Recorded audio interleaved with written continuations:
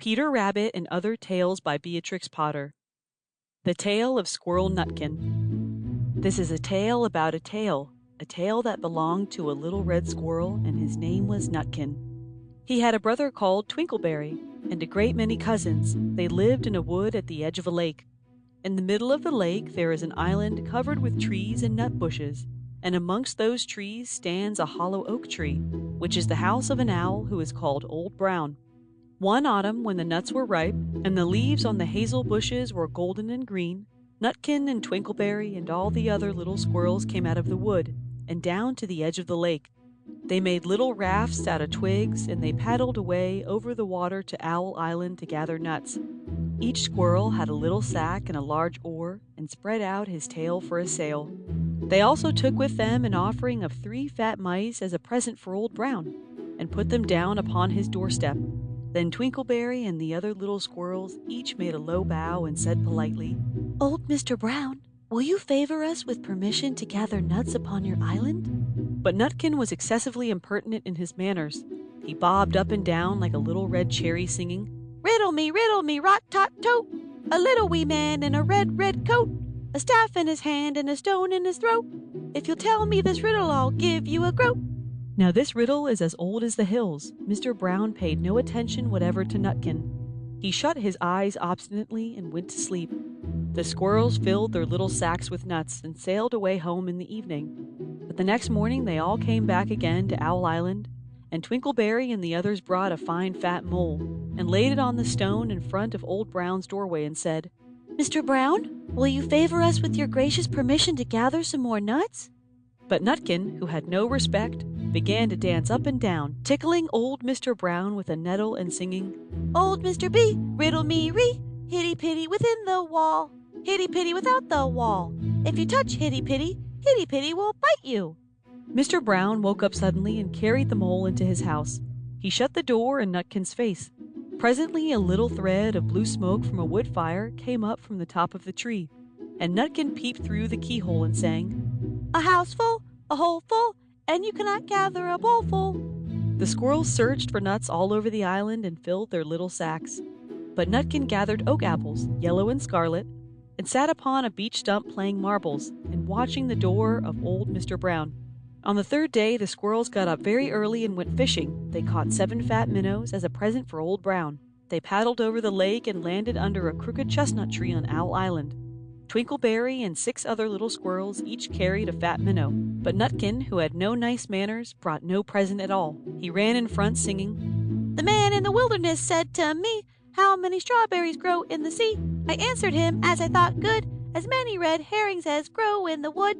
But old Mr. Brown took no interest in riddles, not even when the answer was provided for him. On the 4th day, the squirrels brought a present of 6 fat beetles, which were as good as plums and plum pudding for Old Brown. Each beetle was wrapped up carefully in a dock leaf, fastened with a pine needle pin. But Nutkin sang as rudely as ever, "Old Mr. B, riddle me ree, flower of England, fruit of Spain, met together in a shower of rain, put in a bag tied round with a string. If you tell me this riddle, I'll give you a ring." Which was ridiculous of Nutkin, because he had not got any ring to give to Old Brown. The other squirrels hunted up and down the nut bushes, but Nutkin gathered robin's pincushions off a briar bush and stuck them full of pine needle pins. On the 5th day the squirrels brought a present of wild honey. It was so sweet and sticky that they licked their fingers as they put it down upon the stone. They had stolen it out of a bumblebee's nest on the tippity-top of the hill, but Nutkin skipped up and down singing, "Hum-a-bum, buzz-buzz, hum-a-bum-buzz. As I went over Tippletine, I met a flock of bonny swine, some yellow-nacked, some yellow-backed. They were the very bonniest swine that e'er went over Tippletine." Old Mr. Brown turned up his eyes in disgust at the impertinence of Nutkin, but he ate up the honey.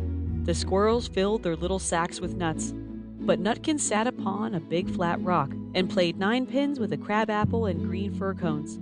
On the 6th day, which was Saturday, the squirrels came again for the last time. They brought a new laid egg in a little rush basket as a last parting present for Old Brown. But Nutkin ran in front laughing and shouting, "Humpty Dumpty lies in the back, with a white counterpane round his neck. 40 doctors and 40 wrights cannot put Humpty Dumpty to rights." Now old Mr. Brown took an interest in eggs. He opened one eye and shut it again, but still he did not speak. Nutkin became more and more impertinent. Old Mr. B, hickamore, hackamore, on the king's kitchen door. All the king's horses and all the king's men couldn't drive hickamore, hackamore, off the king's kitchen door. Nutkin danced up and down like a sunbeam, but still Old Brown said nothing at all. Nutkin began again. Arthur O'Bower has broken his band. He comes roaring up the land. The King of Scots with all his power cannot turn Arthur of the Bower. Nutkin made a whirring noise to sound like the wind, and he took a running jump right onto the head of Old Brown. Then all at once there was a flutterment and a scufflement and a loud The other squirrels scuttered away into the bushes. When they came back very cautiously, peeping round the tree, there was Old Brown sitting on his doorstep, quite still, with his eyes closed, as if nothing had happened. But Nutkin was in his waistcoat pocket.